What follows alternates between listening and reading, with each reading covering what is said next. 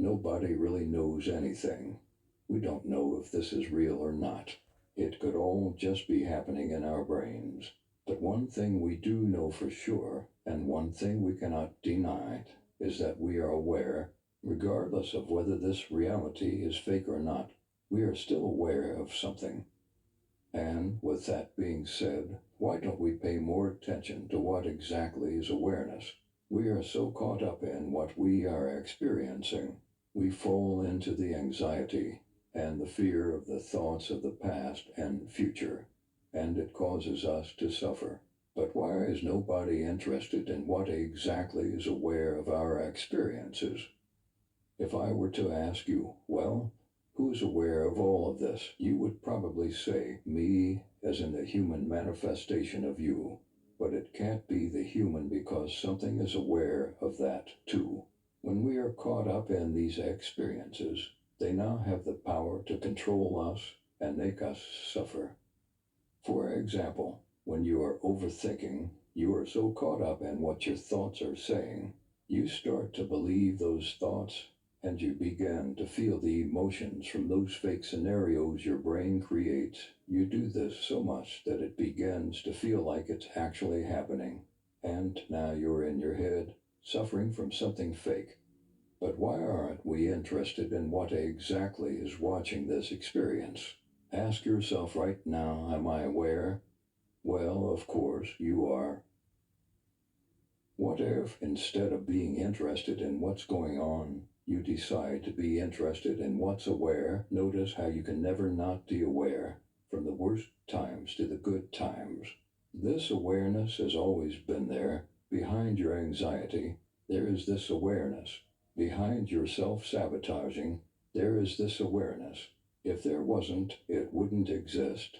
And this awareness is you. You are awareness. I am awareness, the I am. See this to be true for yourself right now. No matter what's going on outside of you or inside of you, there is always something aware of it. You may not notice it most of the time, but it's always there. You have always been here to actually experience this.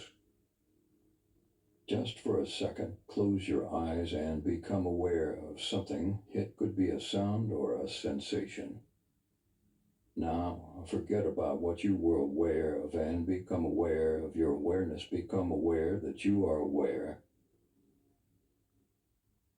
You may open your eyes now. Don't separate the awareness from the awareness you were observing. They are the same. Notice how awareness cannot be observed. If this is confusing, go back and listen to the last 10 seconds again. I assure you this little experiment is profound. How can you observe a thought or an emotion? Those are all objects created within awareness. You can only be yourself. You can't observe awareness. It may feel like you can, but if you are observing awareness, aren't you that awareness? This realization of who you truly are is the end of all suffering. It should be your main focus in life. Think about it. If you are suffering from depression, notice how the one aware isn't depressed. It's the one aware of it. Notice how depression is created within awareness.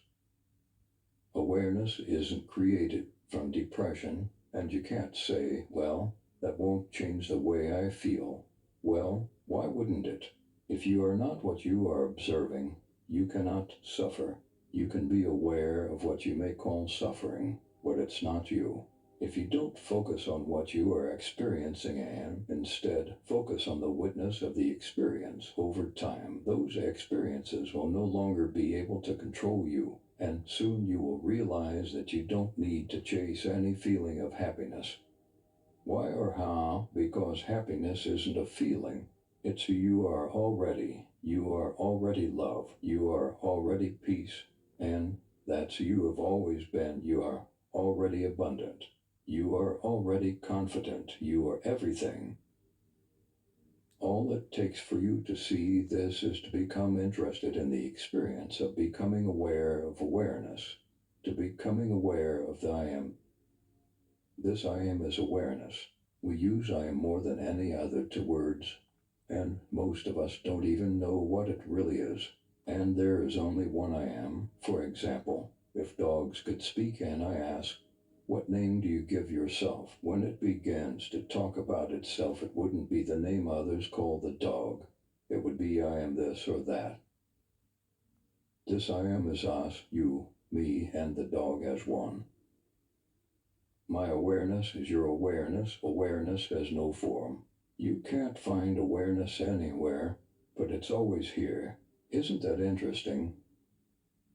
So why not be curious about it? The more you return to yourself, the more you will begin to see the true nature of who you are. And then something truly special and amazing will happen.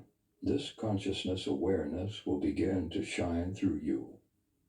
At first, it will be within you, but then it will reflect on the outside as love and peace. No more suffering from any experience. You will be emotionally and mentally strong. The self-love and confidence you dream of will come from a deeper place. It won't be reliant on external factors for confidence and validation. It will all come from within, from the knowing of the I am. So challenge yourself. If you're tired of suffering, this is your opportunity to free yourself from it. Remember, this awareness is always there. You don't need to search for it anywhere. Just remind yourself throughout the day that you are aware, saying, I am here behind all experiences, including the human experience. I am the only one here. I recommend self-inquiry meditations and quiet contemplation sessions for more insight on this.